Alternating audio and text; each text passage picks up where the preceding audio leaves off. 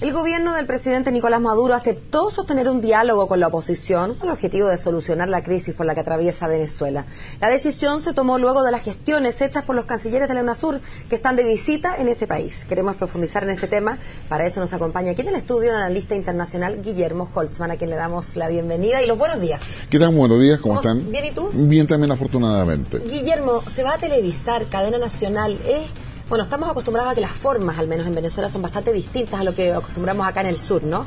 Sí. ¿Esto puede tener alguna injerencia en cómo se lleva adelante el diálogo, el hecho de que esté televisado? Sí, definitivamente, porque genera inmediatamente un ambiente alrededor del diálogo que va a ir a favor o en contra de las posiciones que ahí se expongan, y claramente va a estar muy condicionado justamente porque mucha gente lo está viendo. ¿Pero ayuda entonces eso? ¿Permite permite adelantar que las posiciones van a estar morigeradas por el hecho de que sepan que nos están viendo? Yo creo que va a generar una dificultad evidente en términos de que las posiciones para poder llegar a un acercamiento va a ser mucho más difícil, porque cada uno va a estar cuidando los propios argumentos que le dé un sostenimiento en términos del apoyo popular. Si uno escucha la declaración y el discurso que hizo Nicolás Maduro después de toda reunión, uno se percata claramente de que la crisis en Venezuela todavía está un poco lejos que vaya a llegar a una solución. En primer lugar, porque él vuelve a plantear la idea de la revolución, de un cambio permanente, independiente de que él se mantenga o no en el gobierno, que eso cuenta con un apoyo popular y social importante, que los ricos son los que están justamente haciendo todas estas protestas, y en consecuencia el ambiente con el cual llega esta suerte de mediación de UNASUR, donde van a haber 3 cancilleres, hasta el de Brasil, la canciller de Colombia y el canciller de Ecuador, acompañado más por un representante del Vaticano. Y son ellos los que van a ser los facilitadores en la práctica, en esta suerte de metodología, a pantalla abierta. ¿A qué atribuyes tú que se haya decidido hacer a pantalla abierta? Creo que fue la posibilidad menos mala que había dentro de lo que eran las peticiones que hacía la oposición, que eran bastante duras en términos de una ley de amnistía, de terminar con los paramilitares, con los colectivos, que son las personas armadas que andan en moto, de poder generar un cambio en el tribunal electoral y en el poder judicial. Frente a eso, Maduro establece de que está dispuesto a conversar con la oposición, pero en un diálogo abierto, franco y frente al pueblo, como lo dice exactamente él. Y en esa perspectiva, al menos hoy día tenemos mesa de diálogo. Y mientras esa mesa de diálogo esté, permitiría al menos pensar de que las protestas van a disminuir, las muertes también van a disminuir, porque recordemos que el tema de la crisis de Venezuela es una crisis a la democracia. Cuando hay una democracia que para mantenerse en el poder tiene que ir a la represión y de ello mueren ciudadanos, claramente hay un debilitamiento institucional de la democracia, y es esa la preocupación que tiene UNASUR, que tiene los organismos internacionales y los países justamente que están en la defensa de la democracia como Chile. Guillermo, ¿qué es razonable esperar? ¿Qué tipo de humo es esperable esperar después de esta reunión?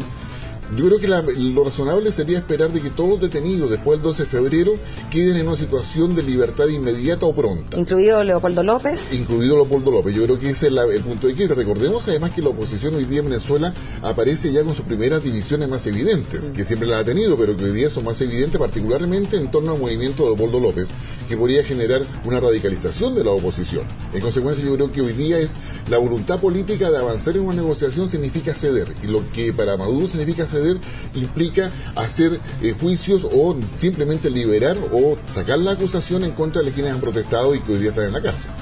Oye, la situación que tampoco parece ir mejorando y más bien al revés, ¿no? Es la que se vive bastante lejos de Caracas, en Ucrania.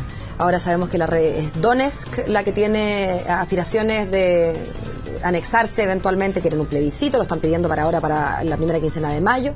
¿Cómo se va a resolver? ¿Se va a terminar por desmembrar Ucrania? ¿Va a desaparecer quizás? No, yo creo que Ucrania no va a desaparecer, pero claramente Ucrania se está transformando poco a poco en el límite natural, y así lo quiere Rusia, entre Europa y lo que es la Federación Rusa en la práctica. ¿El parachoque? Es el parachoque. Justamente yo creo que lo dice perfectamente, como de buena forma, en sentido de que lo que Rusia está pidiendo hoy día a Ucrania es que transforme a Ucrania en un gobierno federal, de tal forma que estas provincias, Donetsk y otras que están al lado, que limitan con Rusia, tengan un gobierno más autónomo y en consecuencia sean el freno natural para evitar que el gobierno nacional de Ucrania tome una decisión de cercanía completa con la Unión Europea. Como la que motivó el comienzo de este problema en noviembre, ¿no? Exactamente, y en esa perspectiva es donde se está jugando la ajedrez Rusia. Rusia sabe que no tiene una posibilidad concreta de poder intervenir militarmente en toda esa zona, salvo, que sería la única excepción, salvo que Ucrania decida ocupar militarmente esa zona para evitar el plebiscito.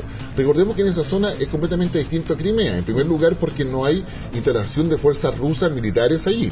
En segundo lugar, porque la cantidad de rusoparlantes es mucho menor a la que había en Crimea. Estamos hablando de un 40%, incluso un poco menos. Tercero, porque las protestas no son masivas como en Crimea.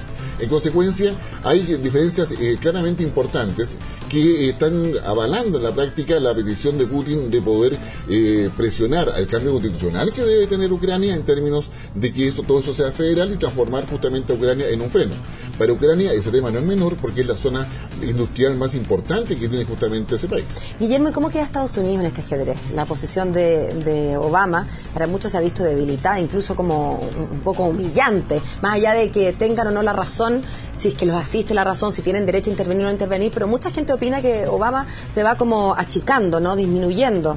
O sea, de hecho, el liderazgo de Estados Unidos, y así como concuerdan varios analistas a nivel mundial, ha ido disminuyendo en tanto lo que es el tema de Medio Oriente, como también es el tema de Europa y ahora particularmente con Rusia.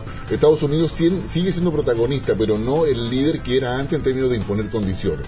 De hecho, en el caso de Ucrania, Rusia se suma justamente a Estados Unidos, se suma a representantes europeos para una reunión para poder ver el empeoramiento de la crisis.